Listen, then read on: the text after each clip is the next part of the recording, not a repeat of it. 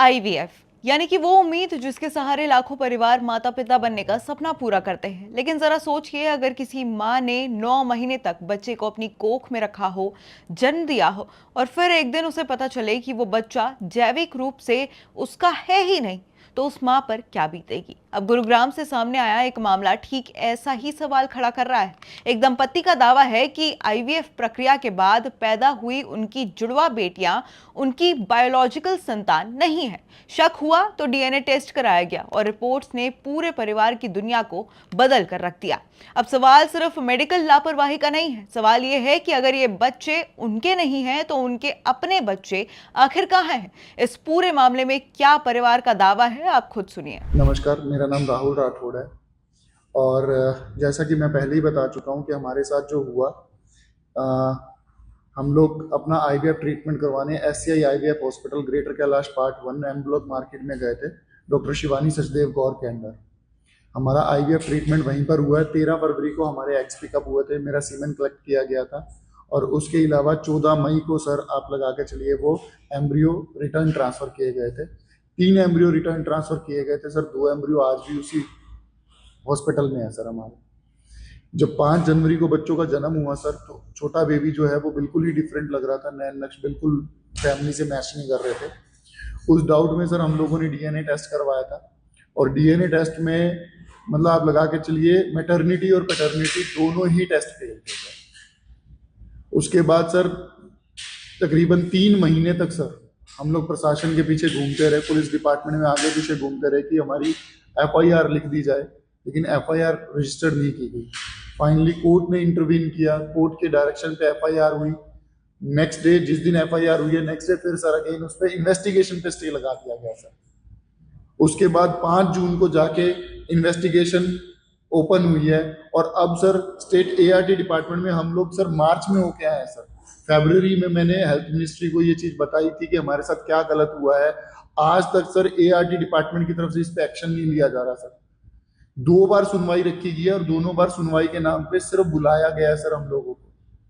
वहां पर डॉक्यूमेंट उनके टेबल पे रखे हैं, एविडेंसेस उनके टेबल पे रखे हुए हैं और उन्हें तो कुछ जरूरत ही नहीं है सर एविडेंसेस की। उन्हें तो सिर्फ अपना प्रोटोकॉल देखना है, उनको अपनी चेक लिस्ट देखनी है कि ये डॉक्यूमेंट है जो डोनर, अगर इन्होंने हम पे ब्लेम लगाया कि हमने डबल डोनर लिया है, उनको तो सर जस्ट अपने कंप्लायंसेस देखने हैं कि जो चेक पेपर वर्क, जो कंप्लायंसेस की रिक्वायरमेंट होती है, क्या इन्होंने पूरा किया है या नहीं किया। अगर एक भी नहीं पूरा किया तो इट मीन्स क्लियर है सर। वहां से गाइडलाइंस ही इशू नहीं हो रही है पुलिस के लिए और पुलिस वेट कर रही है कि एआरटी डिपार्टमेंट उन्हें गाइडलाइंस दे सर। ऑर्डर में आप अगर ऑर्डर देखेंगे जो मोहम्मद जज साहब जो हैं मोहम्मद एहतराम जी, उनके क्लियरली ऑर्डर में लिखा हुआ है कि क्या क्या डॉक्यूमेंट सीज करने हैं सर।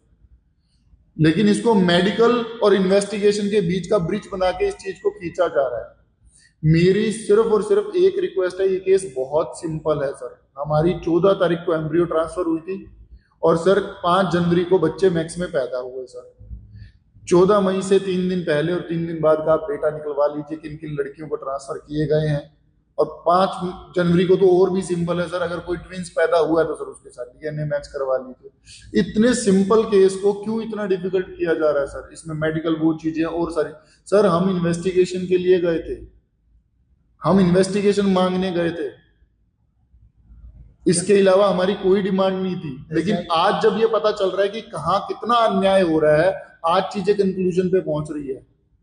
आज की तरफ से भी आपके ऊपर दबाव बनाया गया था सर। पहले दिन मैं जब गया था उनके पास, 7 जनवरी की बात है सर, जब मैं उनके पास मिलने गया था, क्योंकि उससे पहले जो हुआ मैं ऑलरेडी बता चुका हूं आप लोगों को कि जब हमने उनसे बात की थी, मैंने डीएनए टेस्ट, क्योंकि मैक्स में वाइफ एडमिट थी, तो मुझे लगा डीएनए टेस्ट मैं मैक्स में ना करवाऊं, क्योंकि मैक्स में करवाऊंगा तो सर डर हर किसी को लगता है सर, ऐसा कोई नहीं है जिसको डर नहीं लगता।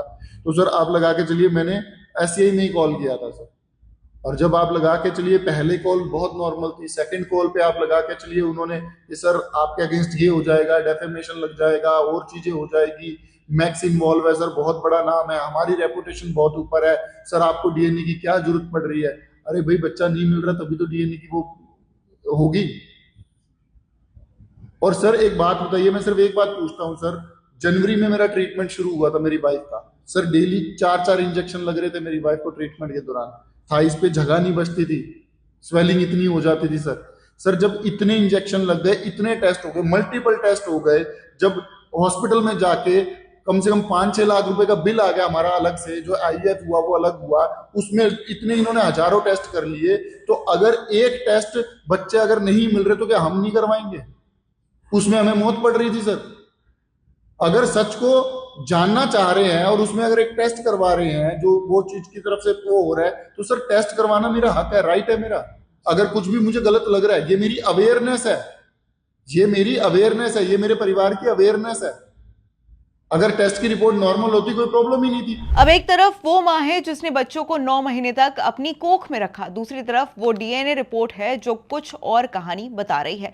ऐसे में इस परिवार के सामने सबसे बड़ा सवाल यही है कि आखिर सच्चाई क्या है? क्या आईवीएफ प्रक्रिया के दौरान कोई बड़ी चूक हुई है? क्या सैंपल या फिर भ्रूण बदल गए हैं? और अगर ऐसा हुआ है तो जिम्मेदारी कौन लेगा? और सबसे अहम, उस दंपत्ति के जैविक बच्चे आखिर कहां हैं? इन सवालों के जवाब फिलहाल जांच और मेडिकल रिकॉर्ड्स में छिपे हुए हैं, लेकिन इस मामले ने एक बार फिर से आईवीएफ जैसी संवेदनशील प्रक्रिया में पारदर्शिता और सुरक्षा को लेकर बड़ी बहस जरूर छेड़ दी है।